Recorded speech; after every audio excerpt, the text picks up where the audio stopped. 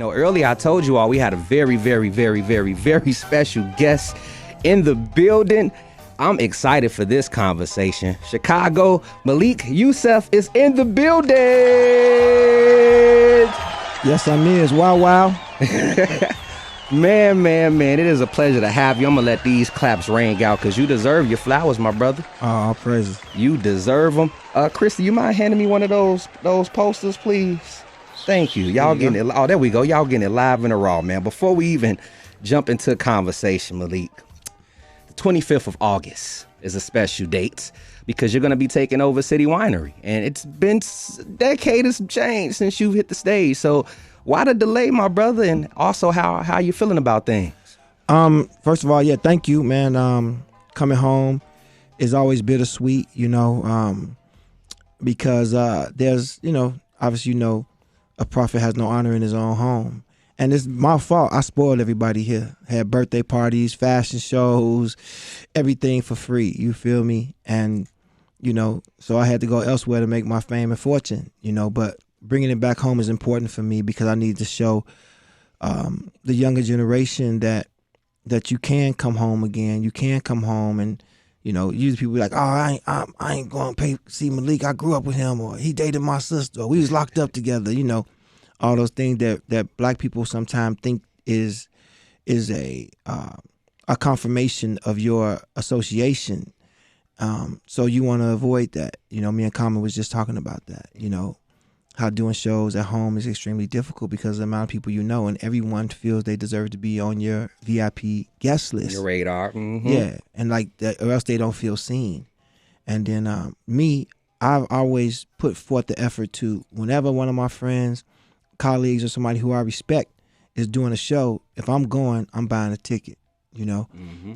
I was on tour with, we was on the Watch the Throne tour, and Anthony Anderson was there every night, and we kicked it with his kids. He even came to some of the countries we were in. And afterwards, he just sent me a picture that he had purchased tickets every night. Wow. That's gratitude right there, and love, and support, most importantly. Yeah, that's the support. People don't get it. They're like, I'm still coming to support you. Showing up with your physical body is important, especially in the black community, because we've not had people to put their bodies, in spaces where we need them to be at. But when you come into this industry, it's just easier to circumvent Chicago and not hurt feelings. You know what I'm saying? As opposed to try to re-educate the populace. You feel me? So, but on my baby though, I do get support here. I do get people to come out and pay money to come see me, even though we got locked up together or whatever. You know what I'm saying? Now, how can people grab tickets? What's the link? Let people know the link where they can go grab these tickets. It's very simple. It's the City Winery Chicago, and then they'll show the roster of shows, and then I think we got tickets left, and then people come in and J down. I know they always traditionally be gone the week before, so if anybody really want to come, and get out your house and come and have I'm finna lay it down though. You got to, man. No, I'm finna lay it down though. When I toured with Hov, and every night I got standing ovation. In 2018, I toured with Hov for the 444, and got standing ovation every night doing spoken word. That's when I knew the power of it. Like, I already knew, because I've been winning with spoken word, but 30,000 people per night, standing ovation, screaming, on a Hov tour, which is the crowd that I really probably cater to the most. You know what I'm saying? Like, because my background in the streets and the whole nine. So I really understood that. And I've said, okay, when I get back on the market, and, I'm producing and all the stuff for, Ye and Beyonce and all that. But when I get back on the market and do a show, I think the first one is going to be Chicago. Gratitude on that. I got to give you a hold on, man. I got to. Hallelujah. And, since we on the topic of spoken word as well, before we even tap into all things, let's touch on spoken word, because is that your first, is that your first found love? Because you do so many things. You produce, you write, you do a lot, my brother. So would spoken word be like your first love? It was my first entree into the marketplace. But I think writing melody was my first love. I do it innately, plus being a kid with learning I guess let's call it neurodivergency and learning challenges.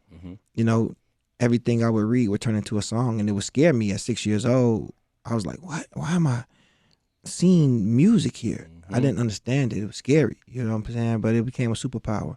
But also being, you know, a kid that now we know what it is, autism or whatever, I was just a weird kid, you know? I wouldn't say weird. No, I was strange. Because, Okay. I mean, and, you know, my mother and father were young, and they didn't understand having a kid that's scared of everything and scared of flying insects and can't take certain sounds, you know what I'm saying? And they didn't know, and they didn't have the gumption to learn, you know? You got to learn your children.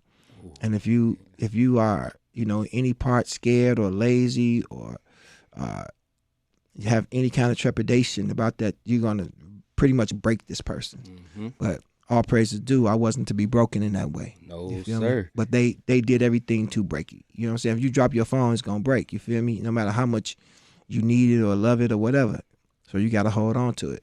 Now, before I actually tap into some of your upbringing and as well as family, I want to ask you one more thing about spoken word. Recently, Jay Ivy, Yes. you know what I'm saying? He and other individuals, I don't know if you were a part of it as well, but I know a coalition of people. But just want to speak on Jay Ivy a bit because he's also going to be the Grand Marshal at Bud Billikens. Yeah, I tomorrow. heard. That's a dope. You know, he helped bring a new category to the Grammys, which is the spoken word Yes. album category. You know, what are your thoughts on things? You know, you didn't run several Grammys, so what are your thoughts on things? Yeah, I was one of the first to spearhead that. I was a Grammy governor back in 2013, where the seat that he's in now was my seat that I vacated. So I was working on that because spoken word has always been, people got to be clear, spoken word has always been part of the Grammys, but it's usually spoken word category is usually won by somebody famous doing a book. Audio book, yep. You know, Barack Obama won that category. You know, it's been tons of famous people that do a book. It's a cheat code Grammy, and it always excluded spoken word poets, spoken word artists that do this for a living. So J.I.V. went over there, and credits to him going over there and stood in that space, you know, moved back home and went to those meetings every month. I used to fly in for those meetings. And I tell you that being in that space and trying to fight for that category was not easy because people use it, you know, their publicists use it. And it was something they just was able to gangster and goon up from us. You feel me? So J.I.V. went in there and corrected that course. And of course, you know, he won the first one of it. You know what I'm saying? Which is crazy, you know. Well, God, I'm going to keep throwing these claps and applause in because it's needed. Chicago is filled with GOATs, and I got one in the studio with me today. Malik Yusef is here. Let's talk a little bit about Magic Man. What inspired that record? Brother named Ken Diesel from Chicago, one of the MCs, and also an MC. But he brought that to Ye for the first album, and College Dropout? College Dropout. Okay. So I came and recorded it.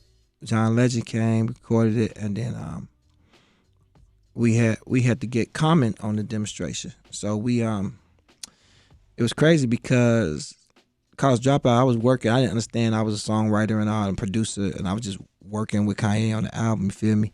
And he told me, like, we was at the video shoot for Keep 'Em High or Get 'Em High. And he's like, man, I gotta tell you something, Joe. I said, what's to it?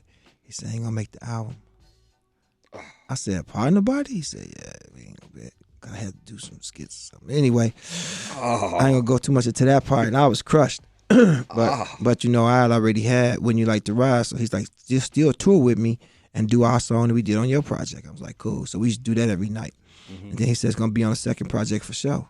And then he was like, yeah, it ain't gonna be on the second project, blah, blah, blah, blah, blah. I'm like, Joe, what's the business? He's like, but maybe you could do something shorter. I said, okay, cool. I'll work on something. And I worked on this song called Late Registration. Okay. Because that was the name of the album. And it was crazy because, it was super crazy because he also came to Chicago at House of Blues like, man, it ain't gonna be on the album. Like, I gave the beat to somebody, you gonna be happy. And it was Hov. So he's like, and Hov wants you to be on his album. So I did the Black Republican song that wound up being on Nas' album. Wow. So you got to be prepared. You feel me? To get the thing, man, it gets switched around fast, Joe. Yeah, that's what I'm hearing. You know what I'm so many transitions. Yeah, no question. The stationary aspect of it, what you think is a for sure, might not be a for sure, you feel me? So then it was like, I was like, well, let me, and then late registration didn't make it. I mean, late didn't make it on registration. So we wound up doing crack music on there. That's my joint right there. Oh, man, thank you, man. Y'all went crazy. It's a longer version that's more crazy. Oh, so wait, the original version like 3 to 4 minutes. Yeah, but my poem, I had a different poem. Okay. It was crazy. Wow. Man, you done worked alongside and made some classics for some years, my brother. And before I even get in, dive into like you and Kanye's relationship a little bit, I want to speak on like, how did you even become musically inclined? I think I was born with it because my neurodivergency. I think I just had it just natural. Okay. Just I never tried, I never worked on it. I never dreamed to be in the industry. I just had it. So when I got in the street at like 15, I was by myself a lot because that's what that job do.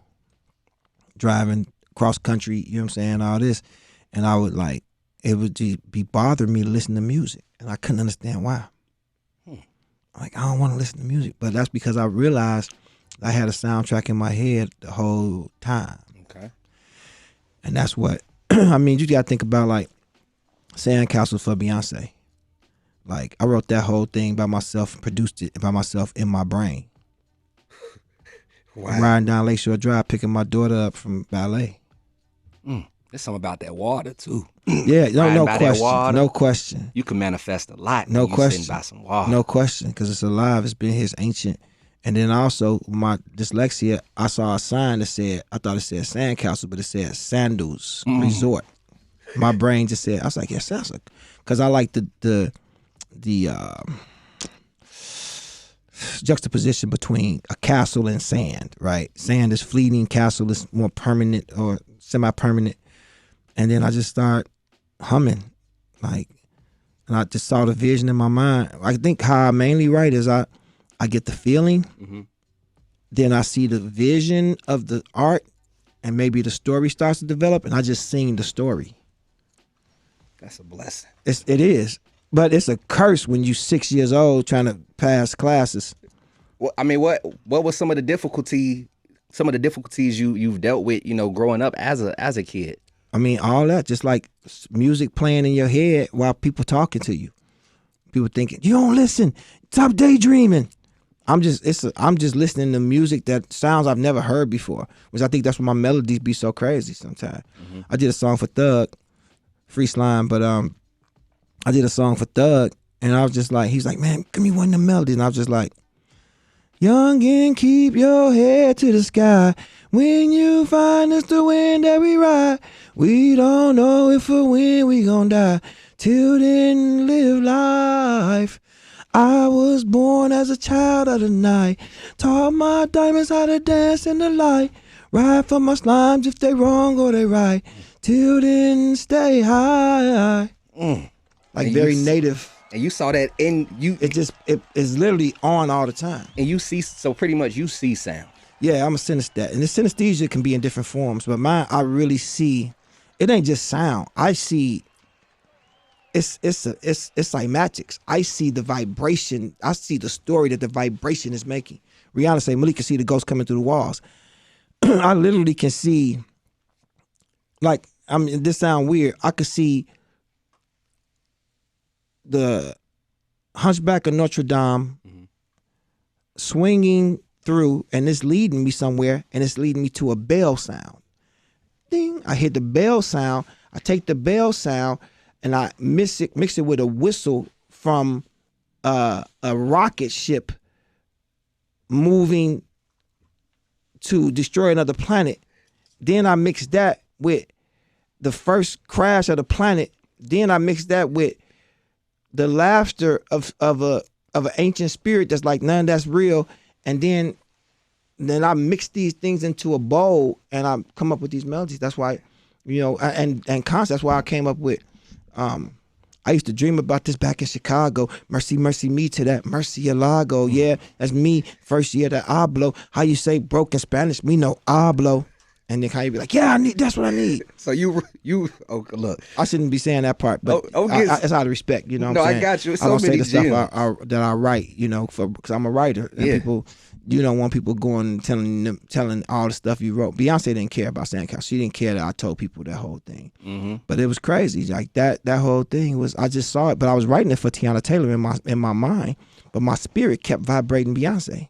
And I couldn't understand why. I'm like, she in a happy relationship with my big bro. Like, why would she sing this breakup song? Had no idea what was going on, but the spirit did. First, I heard a story that you and Ye became close through Ja in a way. He introduced you to Ye and like Ye was to produce a beat for you and you didn't like it. Dude, John Monopoly. John Monopoly. Got you. Mm-hmm. Okay, now that's, I don't know why I heard Ja. But he produced the record for you. You didn't really care for the record. But he like swore up and down, if you gave him a chance in the morning, if you paid him money up front, in the morning, he would have a record for you that you would enjoy. And it obviously, do you feel like that $500 investment, was that a good investment for you? That was a great investment, but it led to another investment in him for $500,000.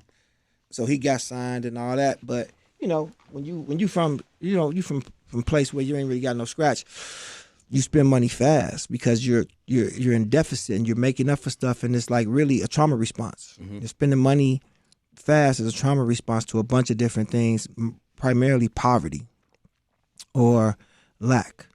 And so with that, it was like, to me, I felt like there's no way that he ran through all that money. He got 2 advances, but I didn't understand the system then. He was like, yo, I ran through that. I said, how much you need? He said, 500. I was like, okay. Later on, he told me, he said, I really just need like 150. He said, but I wanted to put it. I said, well, I don't negotiate. I'm from a place, you go to Mexico and holler at them people about what you need, you're not negotiating. Because as soon as you negotiate, the father and son team from Germany is getting your product. So ain't no negotiation. They tell you what the price is and you meet the price and that's it. Mm-hmm. So I don't negotiate. I don't have no negotiation skills. I never developed them. I don't need them. I tell people what I want, what I'm willing to give, and that's it. And that's the deal. Negotiating ain't part of it. So I flew out to L.A. and it really changed my life. Because who would have known 2 years after that, or 3 years, like 2 years after that, I had to leave the street for good. That's a blessing, though. No question. Because street life, I was doing some research and found out you got arrested. Not more so went to jail, but arrested over 80 sometimes. Yeah. What? Yeah, but good lawyers though too. Man. But still, it ain't no fun. You know, court fees cost, bullets hurt, jail time is a waste of time. You know what I'm saying? So you got to have a system. I built the system. That's why I was able to build what we now call the Donda exercise for Kanye. I witnessed and realized, like, why don't these rappers put out album after album? Well, once you become famous, that's your job. Fame is a job. I think Kanye gonna be famous. Let me build conveyor belt for him to put music out. Mm-hmm. So that's what we do, you know. So you say you went to Cali, it changed your life. Because I was able to sit around Kanye and learn production and the process of the industry. And I was like, oh, okay, this makes sense. I see, oh, they work it like that. Oh, you know. It's a story I won't tell, but it's a lot of things, man, where it's like you think people clicking in this game and they not. Mm-hmm. People ain't messing with you. They rather see you fail, stuff like that. But for the most part, though, me being around him, understanding music is what changed it and made me have something that I could make a egress from what I was doing to what I do now. I want to go back real quick because we never spoke on what that $500,000 investment was. Well, that was everything. It was the hotels. I mean, he was out of money, and we were still in the not even the middle of the album yet. Wow. And this is college. This is college dropout. College dropout. Man. So it was hotels and food, and I mean this man was having $3,000 room service bill. So that even that $500 wasn't gonna last long. What's coming to my mind is you have to really believe in a person to invest in a person. So, knowing that, what is it in Kanye that made you say, oh, I believe in this brother here? His mama. What do you remember most about Donda? hard to talk about for me. You know what I'm saying? Don't get through it. That she loved her son, and I never had that. So my mother hunger is what attracted me to Donda, and to have a relationship with her, she made it clear that I would have to help her son in every way possible. So I was like, cool. As long as I can have you as a mother too, you know what I'm saying? And it's still rough for me, you know? Yeah. It's still rough. Take your time, my brother. I don't want to, rush you into your thought process. So let's actually gather ourselves, because that just got me emotional too, because I felt like a lot of things changed after, Donda's passing. Yeah. So, we're going to jump into a quick break. Previous to the break, we was speaking on some things about, just investing, talked a little bit about Donda. And I will tell you this, bruh. I'm pretty sure she is up there smiling and proud of you all. Yeah. I mean, out of all the things you all have done and the accolades that you've been racking up, the Grammys, I believe it went from 6 Grammys to 8. Yeah. You're 8-time Grammy winner now? For Donda, we won 2. We got nominated for 4, but we won 2. We didn't win Rap Album of the Year. I mean, that's, obviously politics with Ye being what he was being on at that time. People don't want him at the award show. Hold on. So Grammys is really wrapped around politics. It's not even about the music, in a way. I mean, people vote, supposedly. I mean, I vote, but I mean, it's really, but yeah, I mean, it's entertainment, Kanye out here ranting and raving and acting up, you know what I'm saying? You can't trust rogue people, you feel me? Because if we a unified movement, it's like in the street. If you got one of them send-off men with you and y'all trying to have a peace treaty, it ain't gonna go. You're gonna be at war. You feel me? And that's how he conducts himself, because he like chaos. He's an author of chaos. He's he's a contrarian. If everybody, like what's the song we did? As soon as they like you, make them unlike you. You know what I'm saying? Well, before I tap back into these accolades, like with you saying that, like, how are you able to be around a person like that? Like, I don't be around, dude. Okay. Well, how do you deal with someone like that? I mean, I want people to be clear. Like, me and Kanye is not friends. Okay. We brothers. We are totally different human beings. He's not somebody I would choose to be around. He definitely wouldn't choose to be around me, because I represent order, structure, you feel me? Protocol. And that's the exact opposite of what he likes or wants. Feel me? But that's also what makes him a great artist, or made him a great artist, and he never settled that with himself to come back to center. Some people get where you got to go doing certain things. He fell in love with the toxicity of himself. And that happens to a lot of people. It ain't just Kanye. It's like hella people in the street, in your family. They just not famous. They just didn't have Jay-Z, Dame Dash, John Monopoly, Malik Yusef, Don C, Ronnie Partlow, Old School Ice Green, J.B. Marshall, Def Jam, the entire Def Jam staff, the entire Rockefeller staff, Donda West, Hakeem Atabuti. He had an army of people. So he almost couldn't fail. He would have to do something drastic to fail. So nobody has that. These artists out here, what they baby mama believe in them. She passing out flyers. Kanye had armies of people. G and hip hop as managers. You feel me? And Hop is Big's brother. You feel me? Al Branch inside the Def Jam system. I mean, all the black colleges. His mama, being a professor. African American. She had all the black MBAs. She called everybody. You gotta understand, it's a system. So that's what I tell people. I'm next Kanye. I'm like, if you ain't got these 80 people to start, and then another 400 people once you got on, yeah. So it ain't. I've spent 20 days until last year. I spent like 20 days a year around Kanye tops. 14 days to do the album, 6 days on tour. Then that's enough for me. So out of 365 days, I spent 14 days with bro, 20 days with bro. Tops. So we was never in the same place at the same time. It's time to work. The sound was so prevalently my spirit inside of it. That's why Jesus Walks didn't do what it needed to do. I told I said, we was arguing about something as always. He was like, I say, man, I said, Kanye West, you ain't never did an album without Malik Yusef? He was like, I did. I was like, which one? He said, Jesus Walks. I said, Kanye West, you ain't never did an album without Malik Yusef? And he fell out the chair laughing. He's like, oh, no, you right. You know, I ain't never did it without you. I'm like, yeah. And you know, ain't no need to, but just be the person that you need to be to keep me around. Because I've grown. Yeah. You know, and I'm less tolerant of the insanity and the toxicity. I'm less tolerant, and everybody is. Yeah. Yeah. You haven't grown. And that's the problem. So you can't keep me with you and not grow at the same time, feel me? So that'd be the arguments we be having, but it distills these sounds. It distills the pressure that I put him under and the pressure he puts me under, likewise. You know, his skill set is superior. And I want to talk about these accolades, man. Tony Award, Peabody Award, 7 Emmys, 7 ASCAP I thought it was Awards. 5 Emmys. Well, we gonna call it 7 today, okay? We celebrated 50 years of hip hop. We calling it 7. You got over 40 platinum records, my brother. Over 20 Grammy nominations, 8 Grammy awards. Yeah, I think I had 32 nominations, which means 32 losses. You know, or something like that. It ain't no loss if losses. you get nominated. Ain't no, because there are a lot of artists, a lot of people not touching this, man. That's like saying you can't lose the Super Bowl. Oh, true. You definitely can lose the Super Bowl, G. But this is our Super Bowl.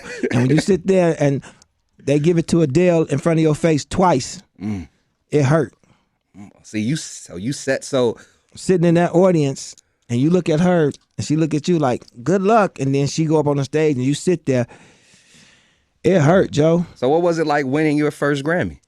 You remember that day? Yeah, I remember that day. It was, I don't know, it was surreal for me. I didn't understand the Grammy process, and I was in the wrong place at the wrong time, didn't walk the carpet. I was wilding. But I remember people like, you won, dog, you won. They just announced you won, blah, blah, blah. But I think the Grammy that was the most prevalent for me is, out of all these, is the one I won with John Legend. Okay. For the Wake Up album. Because at the time, I was on tour with Rakim Devon, and I was also on Rakim album, who was also nominated for a Grammy in the same category. So I was in the same category twice so with 2 different artists.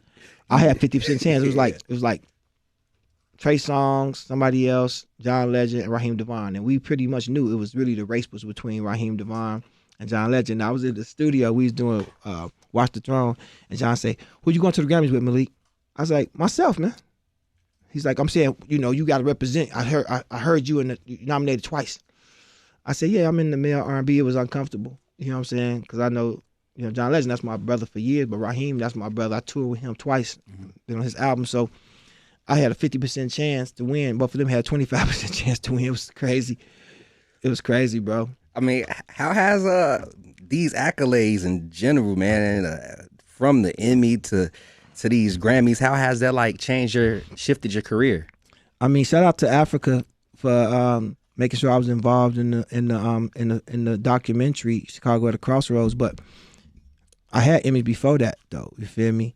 And then I also got a TV Emmy for CNN. I did the Chicago episode on United Shades of America.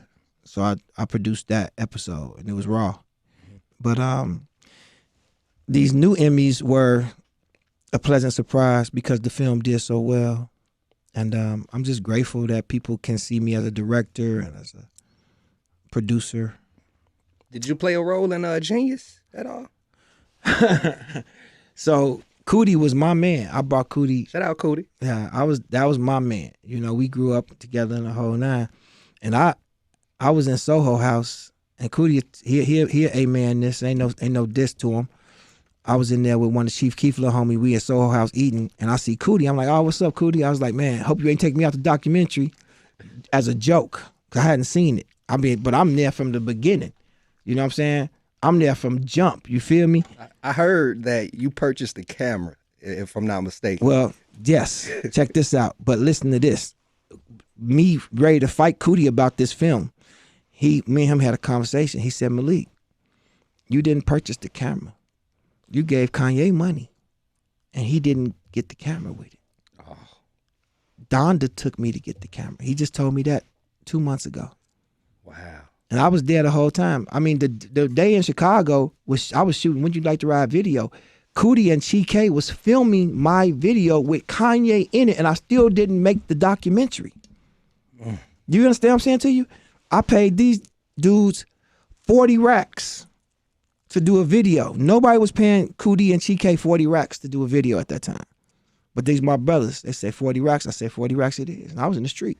That money was soaking wet with sweat. You feel me? 40 racks. Hard.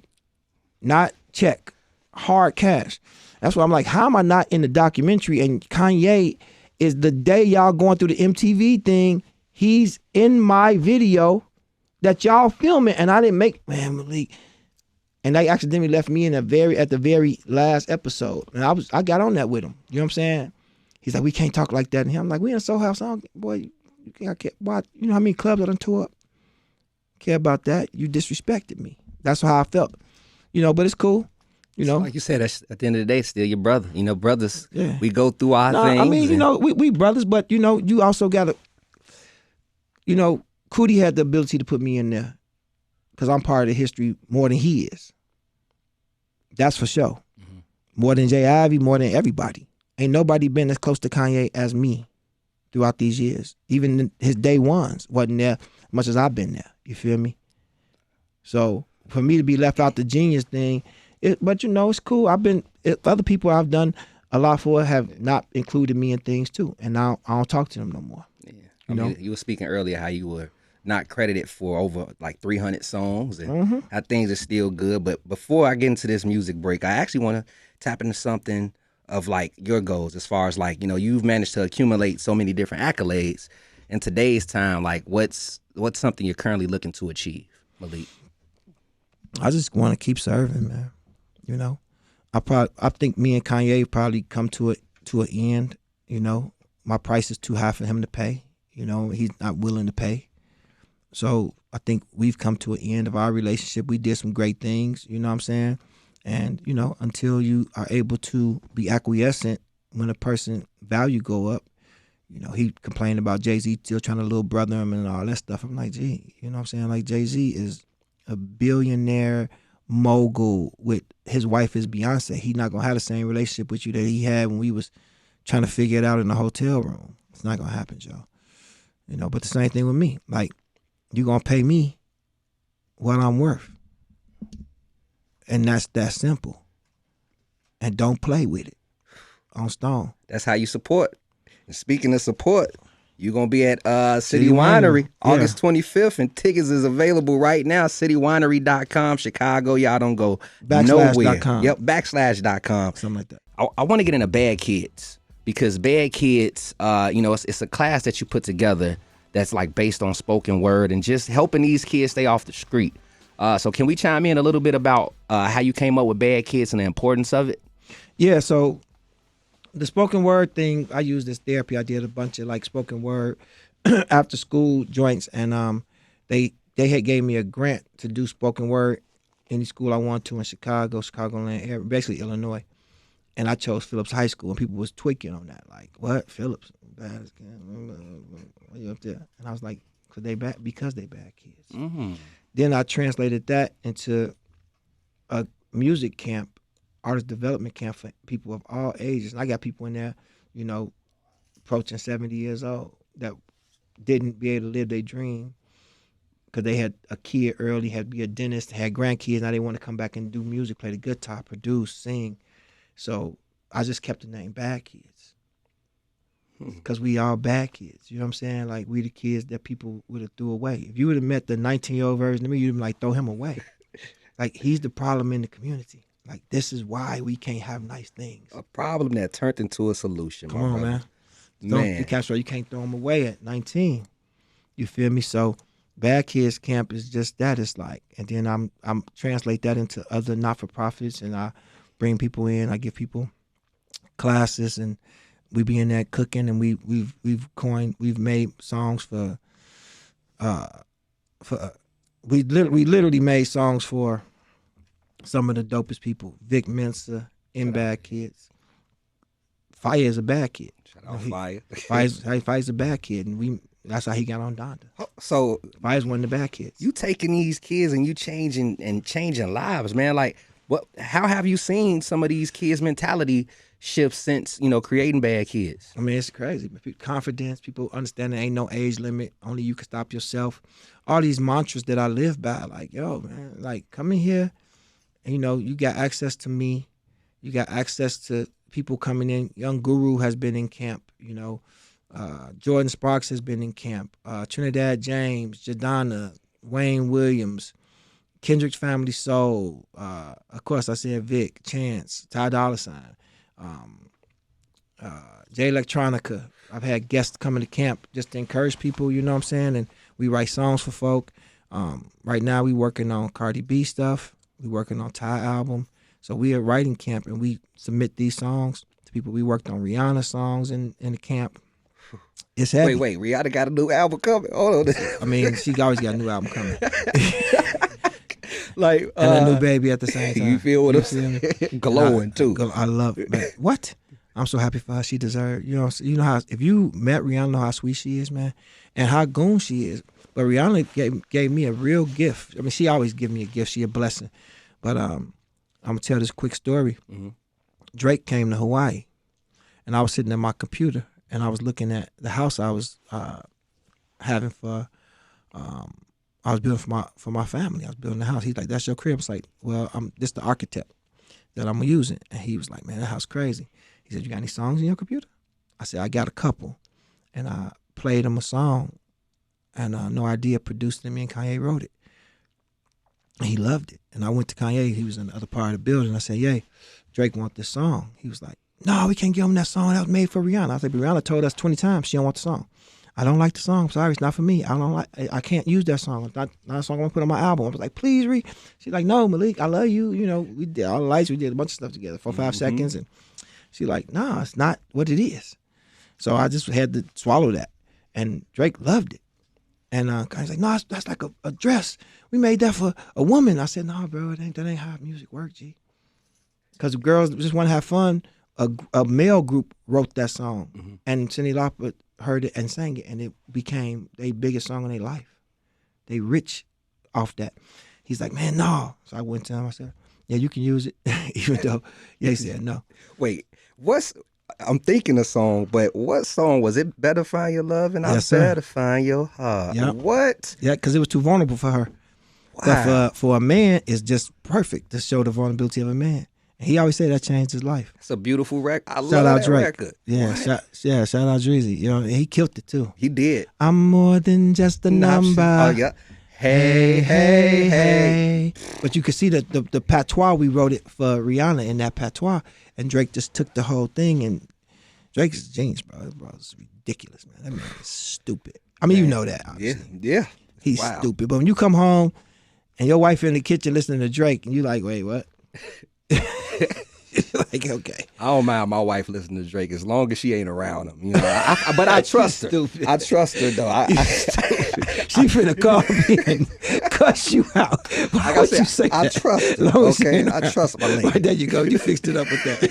Look at here, Chicago. Malik Yusef is in the building. Is Vocalo Radio 91.1 FM. Malik Yusef will be at the City Winery August 25th. Tickets is available right now. That's citywinery.com/Chicago. Or you can hit my hotline, 888-635-1112.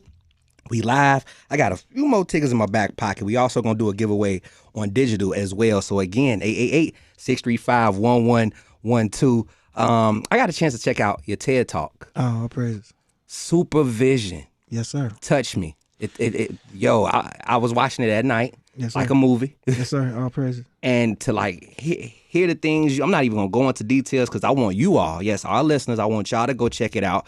Search Malik Yusef, Supervision, TEDx Talk. I guarantee you it'll change you, man. And, seeing that TED Talk, I want to ask you what, like right now, because you see sound, what current sound do you see since our conversation? What sound do you see? Well, I mean, you can understand, like I see, it's not the sound that I see, it's like a guide. I see an image that leads me to a sound. It makes a noise or it has a texture that I can it's palpable for me.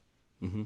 I can feel the texture. So If I see a stone, I can zoom in on it, bring it out of the ethereal world right to my face, and then I can hear the sound of what that stone makes. And it's, the closer it gets to me, the more I can see the textures in it. And then maybe it's just the water that's trickling on it. And you know what I'm saying? Then it's just like, it's like right now when I see that, I'm hearing a chisel hit, and I'm hearing like, mink, mink, mink, ding, bing, mink, mink, ding, ding. All we need is some percussion. Mink, mink. I usually start with percussion when I'm producing or writing the song. So, mink, mink, mink. Wipe the floor with your man. And it's just coming to you. I'm gonna wipe the. It's like the story is telling me is me, versus this other dude for this woman's affection. So I was like, I'm gonna wipe the floor with your dude. Mink, mink, mink, mink. Wipe the floor with this coat. Mink, mink, mink, mink. I would love to be in a studio session with you. Oh, it's crazy. It's wild. I ain't gonna lie. On everything, it's wild. Man. On Stone, that is wild, bro. But I'm finna use that. Go ahead. Mink, mink, I'm gonna see you wipe the floor with your dude. Yeah. Mink, mink, mink. I'm wipe the floor with this coat. Mink, mink, mink, mink. Look, y'all heard it here exclusively. Look, I'm gonna sit there, record to you, and hopefully I land on it. Wow, mink, mink. I never thought the mink and the mink. That's crazy. You know what? Look, my mind being blown mink, right here. Mink. Oh, we finna go. Go Chicago. I gotta know too before I ask you about 50 years of hip hop, because today is the day. But what does supervision mean to you? I break it into two words. Super and then vision. Having vision. It's really important to be able to see through the walls, see through the obstacles. Push your limits, and you'll find nothing pushes back, to see the good in yourself when other people don't see it. You're going to get your feelings hurt, absorb it. You know what I'm saying? That's what you got to see yourself on the other side. You got to see yourself on the other side of the issue, other side of pain, other side of hurt, other side of disgust, other side of failure. See yourself on the other side. It really vision it, though. Okay, what's it going to be like 1 year from now if I do all the right steps? Because guess what? Success is guaranteed. Mm-hmm. In anything you do, as long as you apply the right recipe to it, the right ingredients and recipe. You got the ingredients, but the right recipe, those intermediate steps that make it go. You can't fail making a cupcake if you follow the ingredients, because it's tried, true, and the fail has been taken away from you to make cupcakes. This might be different versions of it, but you know what it takes, the heat. But if you I'm just gonna make a cupcake in my bedroom, it ain't gonna go, Joe. Mm-hmm. It ain't gonna happen. Because you in your bedroom making the cupcake, but do the steps to get up, get downstairs, get the ingredients, you feel me? So success is guaranteed, and supervision is just that. Vision the outcome, Vision the outcome.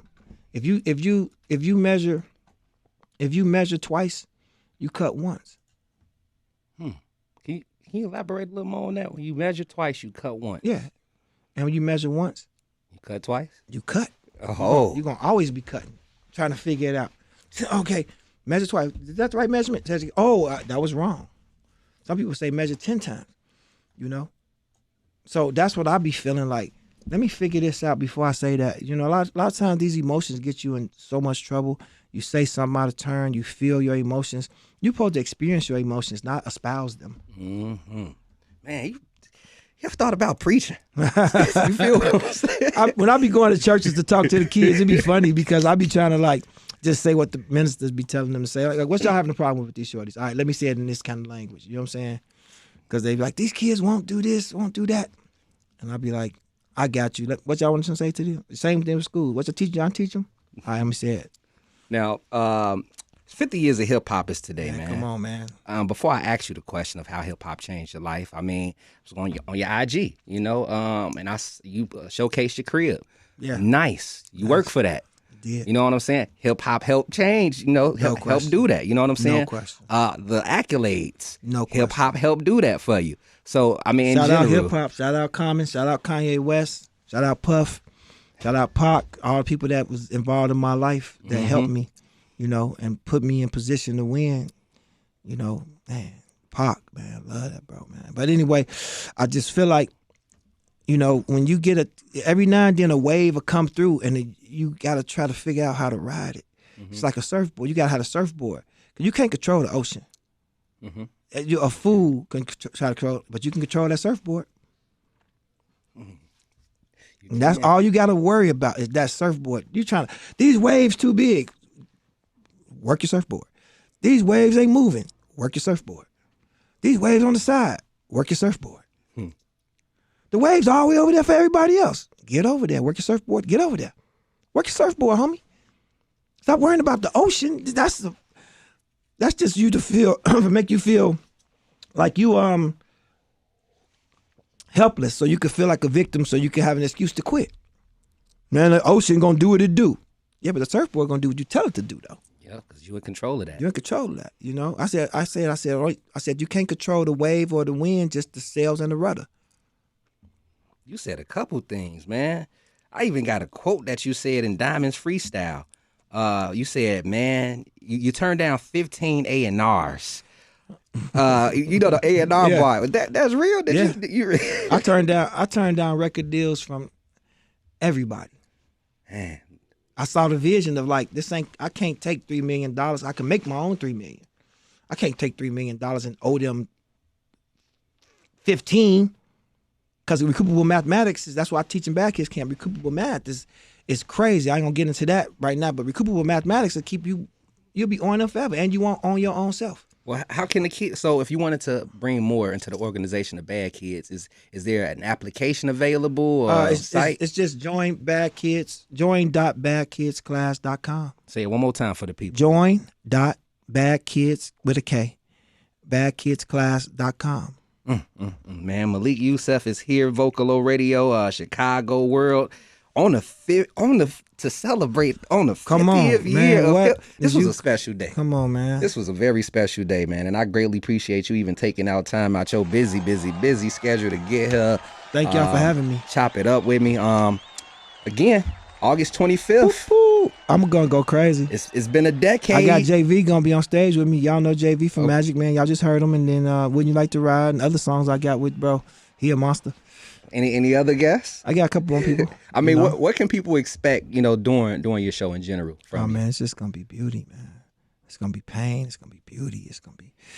We're gonna talk about really harsh topics with the beauty of euphonia on top of it, to lubricate it. You know what I'm saying? It's the medicine with the sugar. You feel me? We got the sweet medicine. It's gonna heal you, but it ain't gonna go down rough. You feel me? Ooh, music is very therapeutic, and that right there, that's sound. Ooh, man, I got a couple sound bites from this joint. It's gonna be an adult show though, so don't bring nobody don't bring nobody that's under the age of 18. Because it's not for them. Better not bring your kids. And don't bring nobody that's super sensitive, because I'm be on some topics that's a little bit adult. A little touchy. It's going to be a little pornographic. I'm for it. It's going to be a little pornographic, G. I'm for it. And y'all can be there as well. It's going down August 25th. citywinery.com/Chicago is where you get your tickets. Malik, please let people know how they can follow you and stay in tune. Man, all praises. First, I just want to say, man, thank the Creator for putting us in this room together and having us share these vibrations as being, the creations of the Creator. But follow me on IG, Malik Yusef 100, and on all the platforms. But mainly, get down to City Winery. Go to citywinery.com//Chicago, and you'll see the show. Come through, kick it. You are going to love this show. I'm bringing out all the oldies but goodies, the Carl Thomas poem, the Raheem Devon poems, all that stuff. Crack music, of course, I'm doing that. I'm doing, it's finna be crack. I got new music that's, woo! I'm so blessed to have this new music, because sometimes I don't be loving music, but these songs, Hey, look, 50 years of hip-hop, and hip-hop has changed your life and my life, my brother. Oh, yeah. Everybody in this room. You all know of what I'm us. saying? What? Yep. So